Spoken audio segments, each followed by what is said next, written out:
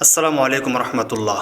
বাংলাদেশকে বিপদের মধ্যে ফালানোর জন্য ভারত কিন্তু সবসময় এরা চেষ্টা করে থাকে।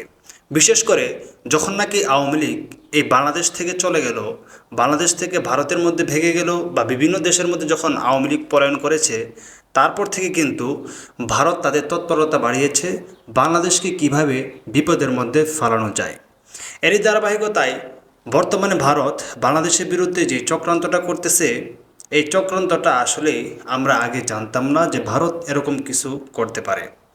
ভারত এরকমভাবে অবৈধভাবে কাজ করতে পারে, ভারত রাষ্ট্রীয়ভাবে, সেটা আমাদের ধারণা ছিল না। বাংলাদেশের মধ্যে পুশ ইন এর মতন ঘটনা ঘটতেছে বাংলাদেশের মধ্যে। অর্থাৎ আপনারা জানলে অবাক হবেন, ভারতের বিজেপি সরকারের নরেন্দ্র মোদী, তার যে একটা মন্ত্রী আছে মোটা এমপি, সে অমিত শাহ তার নাম, সে গত কয়েকদিন আগে আপনার গুজরাট থেকে বিভিন্ন লোক ধরছে। সেটার মধ্যে কিছু বাংলাদেশি ছিল, কিছু ছিল ভারতীয় নাগরিক। তাদেরকে ধরে তারপর বলতেছে যে তারা নাকি বাংলাদেশের নাগরিক। তারপর বাংলাদেশের পররাষ্ট্র মন্ত্রণালয় থেকে বলা হয়েছিল যে তারা যদি বাংলাদেশের নাগরিক হয় তাহলে তাদেরকে চেক করে তাদের এনআইডি আছে কিনা, আসলে তারা বাংলাদেশের নাগরিক কিনা তাদেরকে চেক করে অবশ্যই বাংলাদেশ তাদেরকে গ্রহণ করবে। কিন্তু সেই ভারত বাংলাদেশের পররাষ্ট্র মন্ত্রণালয়ের কথায় সাড়া না দিয়ে তারা বাংলাদেশের মধ্যে ওই সমস্ত নাগরিকগুলোকে, কিছু ভারতীয় নাগরিক, কিছু বাংলাদেশের নাগরিক তারা হয়তো বা 20-30 বছর ধরে সেখানে বসবাস করতেছে, আবার কিছু আছে আপনার ভারতীয় নাগরিক, তাদেরকে বাংলাদেশের মধ্যে প্রতিনিয়ত পোষণ করার চেষ্টা করতেছে। তারা সফল হয়ে গেছে। ভারতীয় যে বিএসএফ বাহিনী আছে, বর্ডার গার্ড বিএসএফ, তারা তাদেরকে বাংলাদেশের ভিতরে পোষণ করতে তারা অনেকটা সফল হয়ে গিয়েছে।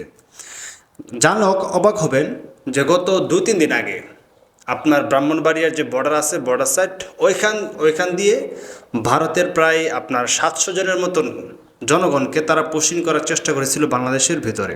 বাংলাদেশের বিজিবির দক্ষতায় এবং বাংলাদেশের সাধারণ মানুষের দক্ষতায় ওই সময় কিন্তু বাংলাদেশ বেঁচে যায়।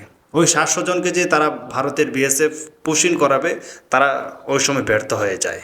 তার মানে 700 জন অনেক অনেক মানুষকে তারা চেয়েছিল বাংলাদেশের ভিতরে ঢোকানোর জন্য। যাই হোক, পরবর্তীতে সেই বিজিবির বাধার মুখে তারা পিছু হটতে বাধ্য হয়। আজকে নতুন করে আবারও রোহিঙ্গাদেরকে, ভারতের নিবন্ধিত রোহিঙ্গাদেরকে তারা বাংলাদেশের মধ্যে পোষণ করাচ্ছে। ভারত প্রতিনিয়ত বাংলাদেশকে নিয়ে ষড়যন্ত্র করতেছে। এখন এই যে তারা বাংলাদেশের মধ্যে কিছুদিন পর পর তারা তাদের নিজেদের দেশের নাগরিক বা বাংলাদেশের নাগরিক হোক, তাদেরকে যে পোষণ করাচ্ছে, এর মানে তারা বর্ডার ক্রস করাচ্ছে অবৈধভাবে, এর একটা উদ্দেশ্য হতে পারে। সেটা হলো যে বাংলাদেশের মধ্যে বিশৃঙ্খলা সৃষ্টি করা। আমরা তো জানি না ভাই, আমরা তো জানি না এরকম হতে পারে যে বাংলাদেশের মধ্যে বিশৃঙ্খলা সৃষ্টি করানোর জন্য মূলত ভারতের গোয়েন্দা সংস্থা যে আছে তাদের তৎপরতায় তাদেরকে বাংলাদেশের মধ্যে পোষণ করাচ্ছে প্রতিনিয়ত। ধরেন তারা বাংলাদেশের মধ্যে পোষণ হওয়ার পরে যখন বাংলাদেশের বিভিন্ন অঞ্চলে তারা থাকবে, তখন তো হয়তো বা কোনো কিছু একটা ঘটনা ঘটাতে পারে। যেমনভাবে ভারত নিজে আপনার যে গত কয়েকদিন আগে কাশ্মীরে একটা ঘটনা, অনাকাঙ্ক্ষিত একটা ঘটনা ঘটিয়ে পাকিস্তানের উপর দায় চাপিয়ে তারা সেখানে হামলা করেছিল।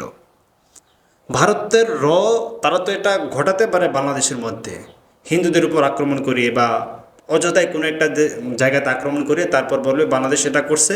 এখন কি করবে? নিরাপত্তার অজুহাতে বাংলাদেশের মধ্যে তারা হামলা করতে পারে। এটা হতে পারে ভাই, এটা আমাদের ধারণা, এটা হতে পারে, নাও হতে পারে।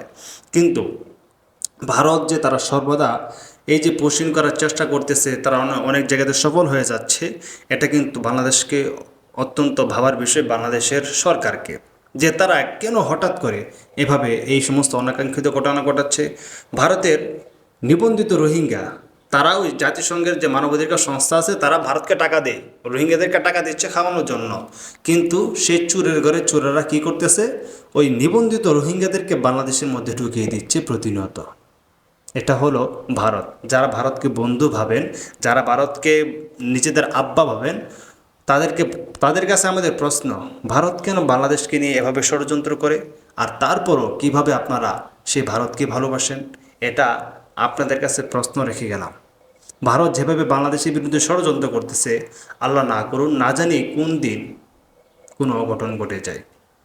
যাই হোক দর্শক, ভারতের এই পুশ ইনের মতন ঘটনা আপনারা কিভাবে দেখতেছেন অবশ্যই কমেন্টের মাধ্যমে জানাতে পারেন।